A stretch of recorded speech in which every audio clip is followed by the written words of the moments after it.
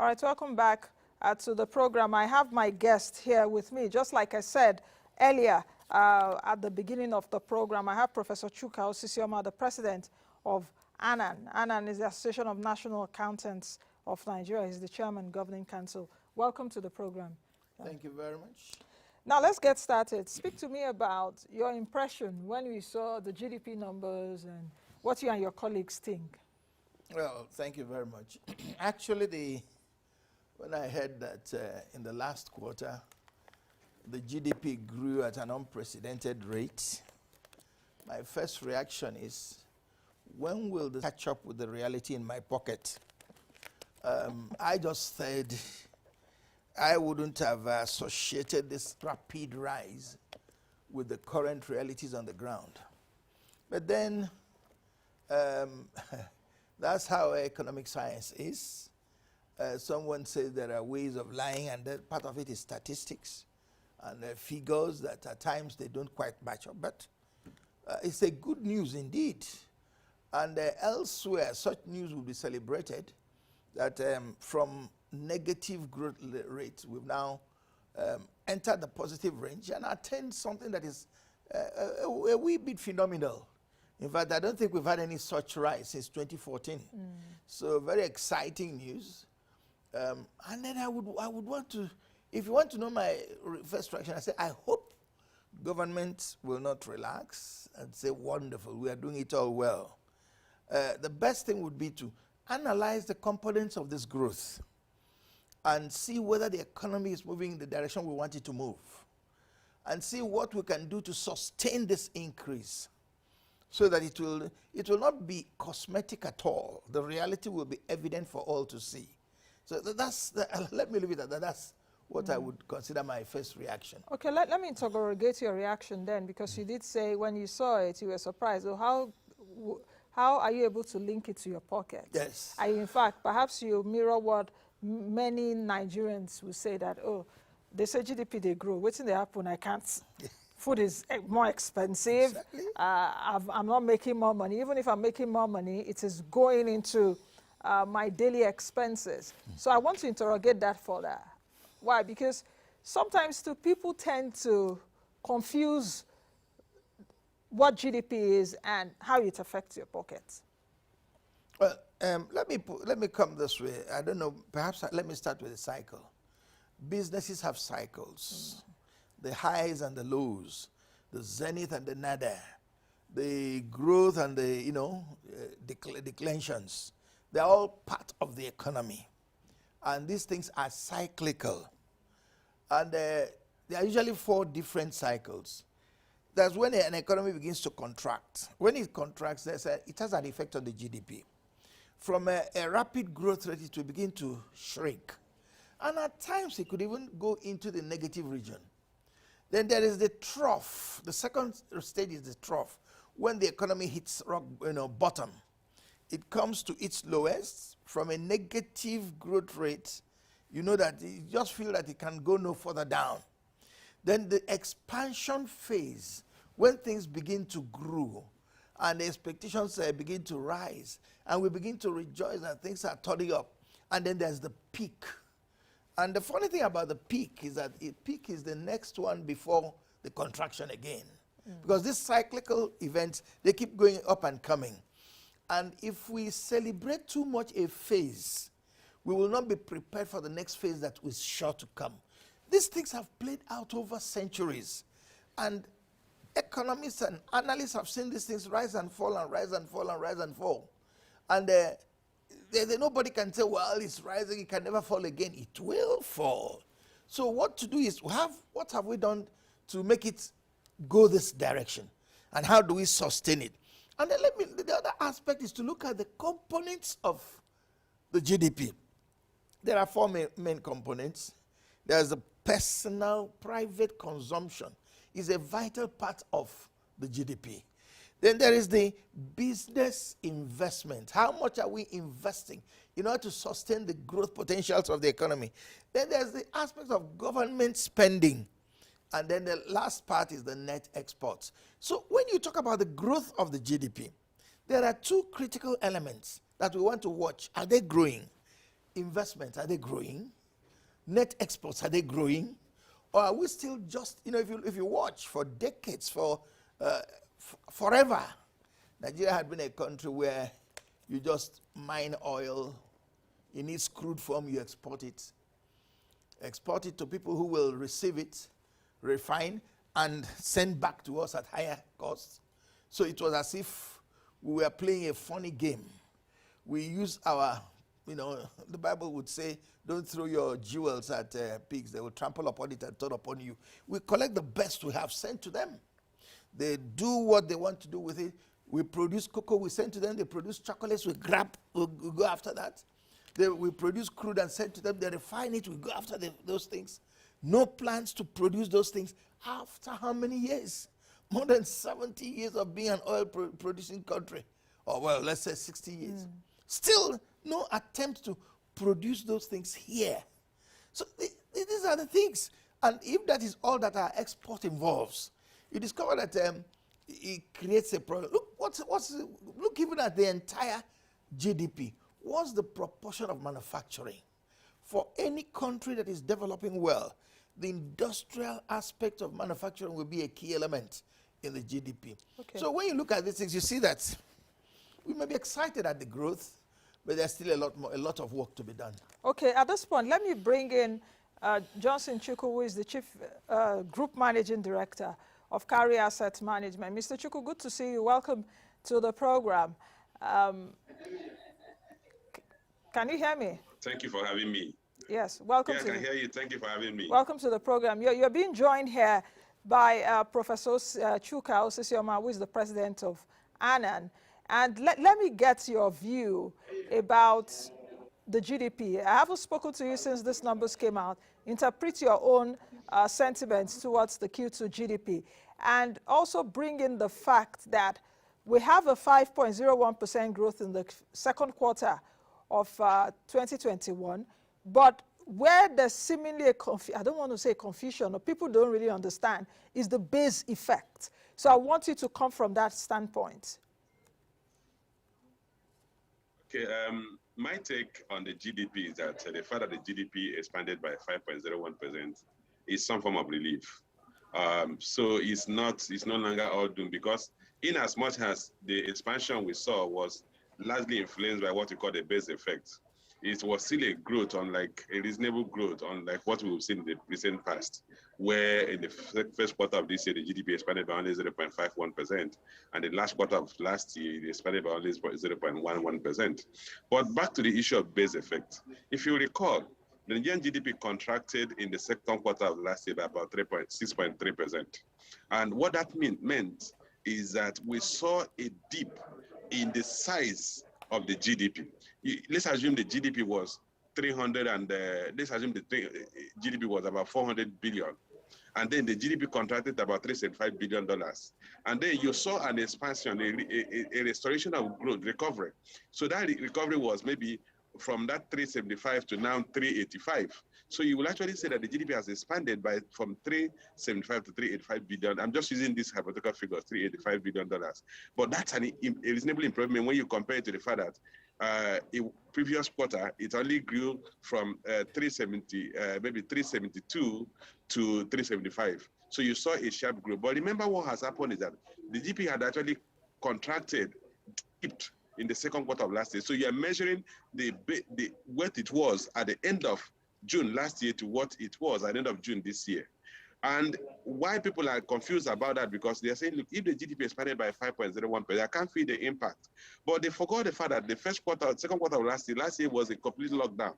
And because there was a complete lockdown, there was near zero economic activity. What you saw that the overall size of the Nigerian economy contracted, went into a trough. And now that we're coming out of that trough, we have not climbed out fully from where we were before the COVID-19 economic crisis. So, but you have seen some level of recovery. It's only when you get to the point where you were before the economy contracted, and then you begin to grow beyond that people will begin to feel the impact. But the basic thing about the base effect that you are measuring from one position to another position. So if the position you are measuring from is a depression, any growth Any increase, even if you have not attained the level where it was before that depression, will be measured based on where you were measuring from. And that's what people refer as what we refer as a base effect when we talk in economic terms. So if I can deduce from what you said, it was because we were all on a lockdown in 2020. So economic activities resumed somewhat this year. So definitely that jump, because everybody has gone back to work and everybody's trying to pick the pieces of their lives or businesses from where we left it last year. So we saw that jump. And if you take a look at the sectors that perhaps contributed to this growth we're seeing, transport, trade, telecoms, and all of that, what do you have to say concerning that? Okay, I think the transport case and the trade are classical example of how to prove or how further to explain the base effect. If you look at the transport sector, it grew by about 76%. And remember, by this June last year, there was a total or near total lockdown of transportation activities. Apart from few haulage vehicles that were moving goods from the north to the south, personnel vehicles were not moving. Commercial airlines were not moving. Even private airlines were moving very sparingly on emergency cases. There was no air transportation between Nigeria and another country. Even local flights were all grounded.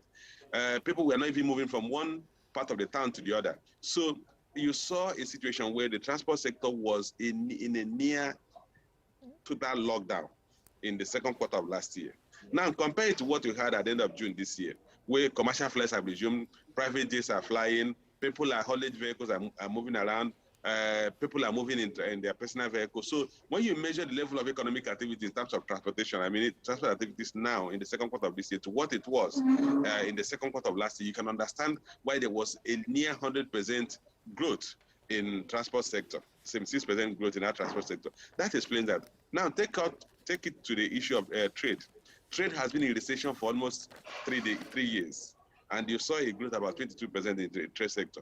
Simple reason that second quarter of last year, you couldn't do any commercial trading activities.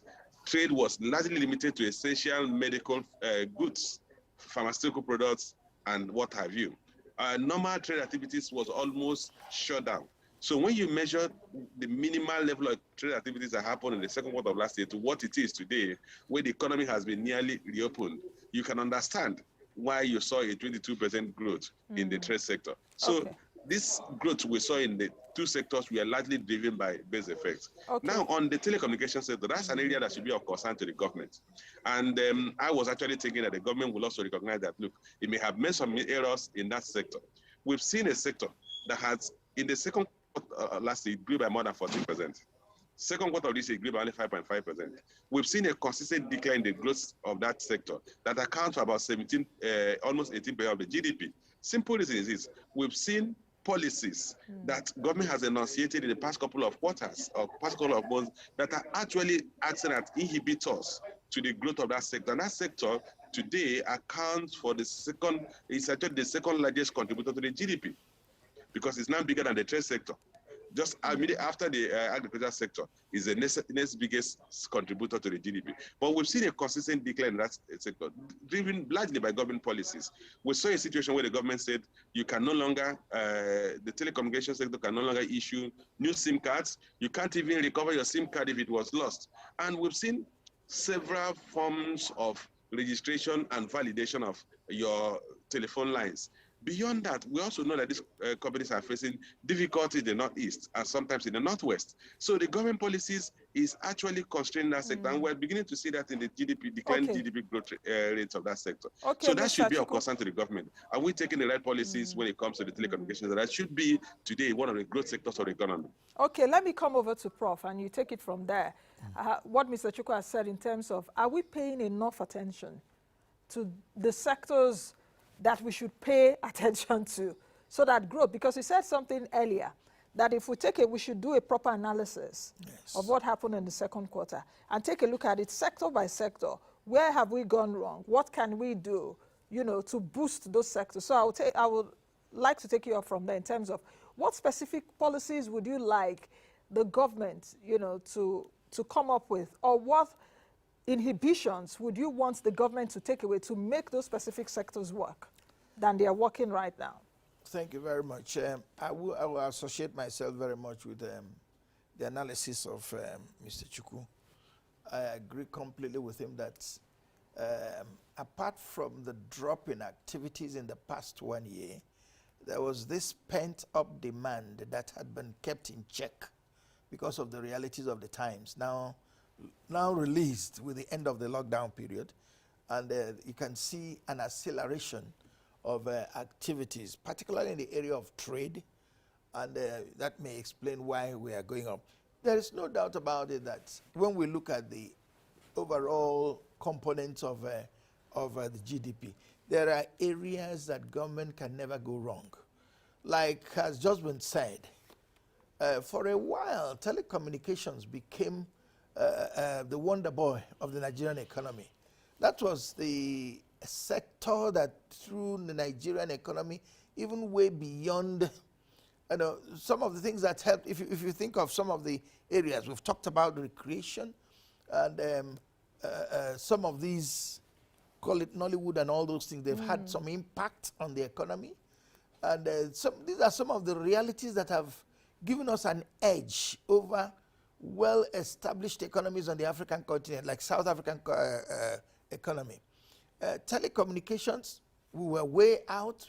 If you look at the population of Nigeria, if you look at the potentials of that market, it's something that government should court, encourage, not put in place policies that will inhibit their performance. There's this other emphasis that government has always been making, medium and small scale enterprises.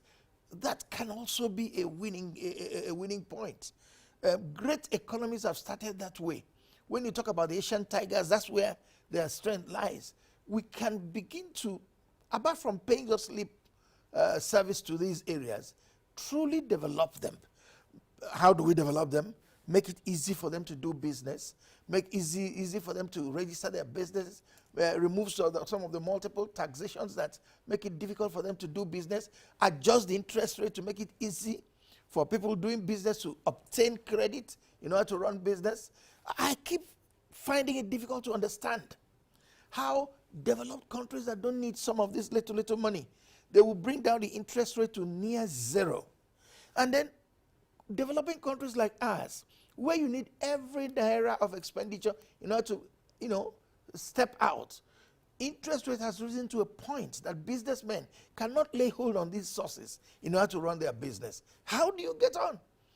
I don't want to talk about the other aspect of population, our labor, and the skill or lack of skill of it. I think it was one of these writers who said that our schools teach our young people about a world that has ceased to exist, giving them lessons that they will never ever use. And when I read that, and I'm a teacher, I became really disturbed. I said, then what am I doing in school? In other words, concentrating attention on how to reskill and retool and re-equip the young people in order to enable them come to grips with the challenge of the times, so that they will be quite skilled and they will not be square pegs in round holes. So there are areas we can zoom in. Now, let me touch again our electricity. I don't know how people across the country have seen it, but from my own end, I thought electricity had improved greatly in the past few months.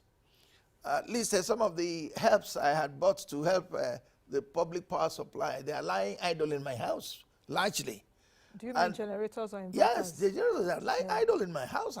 And for a long while now, I use the public supply, which is not usual. And these are areas you concentrate attention, and you help those small-scale businesses to get things done. Okay. Nigerians are not begging for a free meal. All they're asking for is a conducive atmosphere for them to go on and produce and earn a living. And when they do it, the GDP will take care of itself. We don't need to do any politics of GDP. We don't need to reduce it to a matter of politics or governance or adjustment or manipulation.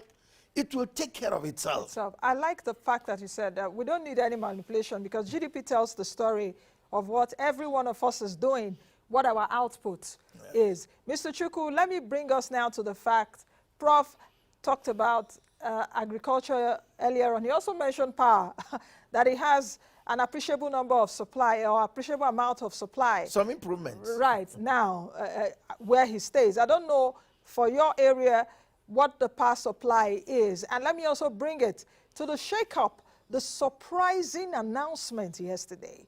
A lot of people were surprised. President Buhari took me by surprise too, by sacking two ministers, two critical ministers to the economy, Minister of Agriculture and Minister of Power. And if we take a look at even the GDP component there, you know, agriculture definitely quite sizable in the GDP basket.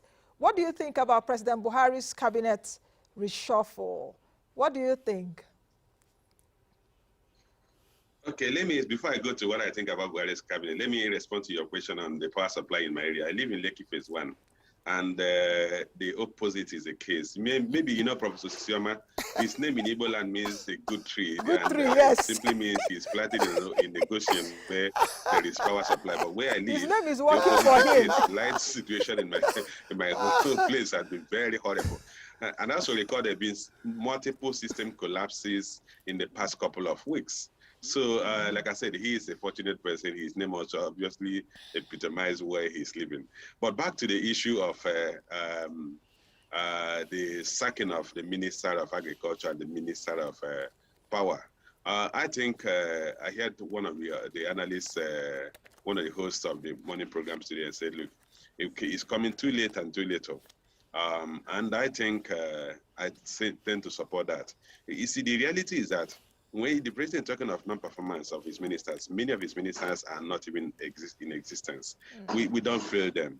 If you want to single out agriculture, for instance, you've seen consistent decline in agricultural GDP growth. We saw a 3.4% growth in the fourth quarter of last year. It dropped to 2.28% in the first quarter of this year, and now 1.3% in the second quarter of this year, despite the interventions, not from the fiscal authorities, from the monetary authority. We know the central bank has been doing a yeoman job to support the agricultural sector. You have multiple facilities, intervention fund that the central bank has come up with for the agricultural sector, but still yet we are seeing consistent decline in agricultural productivity. Part of it, we must recognize, may go beyond the Minister of Agriculture and will be at the full step of the president, which he has to take on responsibility for that. The issue of increasing level of insecurity is beyond what the minister will do. It is the president who is the commander-in-chief that will have to address the issue of insecurity. If you are killing people, if people are being killed in Jos, if people are being killed in Plateau State, entire Plateau State, Benue State, Zamfara State, Katsina State, Sokoto State, Zamfara State,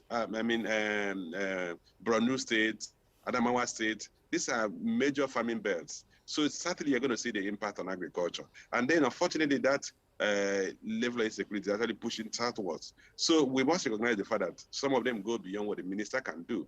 Then on the issue, on the power sector, the Minister of Power, I had mentioned earlier that I have seen a way, I know there have been several system collapses of the national grid. We've not been able to increase the amount of power we can produce and wheel out to up to 4,000 megawatts. Since the government came and promised us 10,000 megawatts, we're still struggling with wheeling out 4,000 megawatts. That's, in fact, if you look at the size of the quantum of power produced and distributed in the country, we've not been able to move the needle since this government came into power. And remember, this government made mouths at how simple it is to address the power supply issue. But the most embarrassing aspect of it that we're seeing system collapse around the country, where the entire country is shut down, it is put into total blackout. It doesn't happen in any civilized environment today. So clearly, the Minister of Power has some blame to take for that. And unlike the Minister of Agriculture, who can give excuse that, look, the country is being racked by insecurity, I don't think the Minister of Power has the luxury of such excuse. But beyond that, there are several other ministers that the president should review their performance. I don't know if they do the kind of review within the private sector where people are reviewed, performance is reviewed every quarter, every half year. I did mention in when we were speaking, I was speaking earlier on the issue of the telecommunications sector, the ICT sector, that we've seen a consistent decline in GDP growth rate. And those declines are largely affected by government ministers' pronouncements, where the minister made a pronouncement that the telco companies can no longer register SIM cards for more than 6 months. Would they ask us to do BVN? We've done this, we've done that, we've done all forms of validation of our person, of the individual holding the number, and then you froze registration of SIM cards. And how do you explain that in a civilized environment? People came home for Christmas, they couldn't buy SIM card. They couldn't buy SIM card. Okay, Mr. And you Chukwu, say it's for security reasons. You have gotten us to register several means of identification. And the minister should be taking a boot because that is beginning to affect the GDP growth. I mentioned as the second largest contributor to the GDP. So there are other ministers that the president should ask questions on. Okay, we'll come to that. Your report card showing? Yes, we'll come to the issue of the report card. Prof, what is your own view on concerning this? You know, I don't know if many people even know many ministers in Nigeria, you know, but what's your own view, very quickly? Well, my view is very simple. Nigeria is a frontline country in the sense that we have some of the best brains you can talk about, not just on the African continent, but globally, in any area of influence.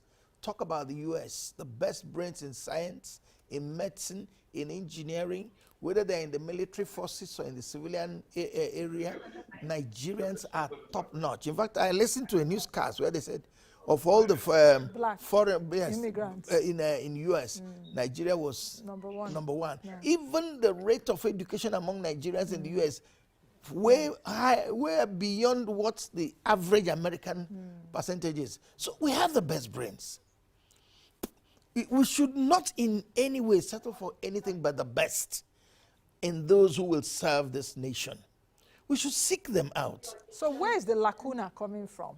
Because if you say we have the best We people, have the best. and at the end of the day, we seem not to get, we have square pegs in round holes, or we do not have people that are competent, you know? In fact, that's where the problem lies. The people who should get a review of their position, there are many, and they cut across. Because who puts them there? Are they the best available? What are the basis and the consideration on which you have brought in these people? Can't you get better replacements? Okay. And when you look beyond see, the problem with us in this country is that there are, when we want to fill a particular position, we ask around, where does it come from? What language does it speak? What church or what religion does it belong to? Political inclination. These are things that influence our decisions. Okay. And in the end, you don't get the best. And tomorrow you quarrel with them. The people never claim to have the expertise you have ascribed to them. And because you put them there, they have not performed. Nobody expected them really to do carry out any magic. So let's bring in Mr. Chukwu here, even as we end the program. Mr. Chukwu, how many ministers in this administration can you name off the cuff for me? Let's do a test. Because many Nigerians, many Nigerians may not know many of their ministers. I can also be put to the test. Can I mention 10 of our ministers off the cuff? I can do that. You know, many Nigerians can do that. Perhaps Eli Mohammed, I know Chechukwu Oga, I know Festus Keyamo, Geoffrey Onyama, I know Olamilekon Adegbite. How many have I mentioned now? 6. Have I mentioned Lai Mohammed, the popular information minister, you know? Minister of Finance, definitely. Zainab Hamed, Minister of Labour, Chris Ngige, Festus Keyamo, Goswill Akpabio, Stimi Silva. How many have I mentioned? I think I've mentioned 10 or so. But why I'm saying so, Minister Fashola. Yes.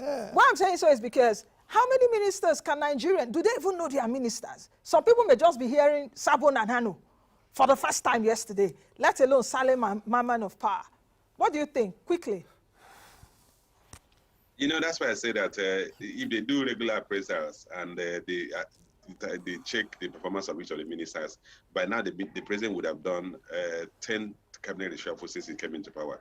clearly there are several of people who are sitting in positions of executive authority on behalf of the president that we can't feel their impact. Nigerians don't even know they exist. Talk less about the fact that they exercising executive authority. So clearly, if we can't mention them and we can't remember them, then they're not in existence as far as we are concerned, because we can't feel the impact of several of these ministers.